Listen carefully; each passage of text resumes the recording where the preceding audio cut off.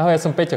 Ahojte, ja som Aurel a spolu sme v roku 2012 už jednu historickú budovu zachránili a v budove Lajeru sme otvorili kultúrne a komunitné centrum Živel. Tedy nás to stálo nemálo energie a aj vďaka vašej pomoci sme dokázali vytvoriť projekt, ktorý takmer 7 rokov fungoval spolu s vami a s ktorom sme prežili veľa pekných chvíľ. Urobili sme kopec vernisáží, veľa koncertov, workshopov, všelijakých komunitných podujatí, navarili strašne veľa jedla a vypili veľa remeselného piva.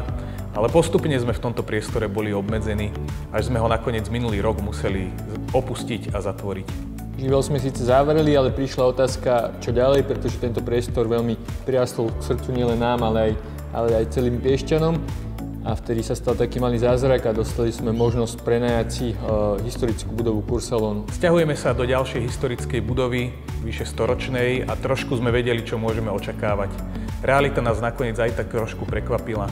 Našli sme rôzne popraskané potrubia, nefunkčnú kanalizáciu, problémy s elektroinštaláciou. To nás však neodradilo a na prestavbe makáme každý deň intenzívne. Ak sa nám to podarí otvoriť, vrátime mestu zdravú, poctivú kuchyňu. Kultúrne a komunitné akcie. Budeme mať najkrajšiu terasu v meste. Veľký výber remeselného piva. A hlavne zachránime budovu Kursalónu, ktorá, ako uznáte, si to určite zaslúži. Takže priatelia, pomôžeme si navzájom. A ožijeme Kursalón.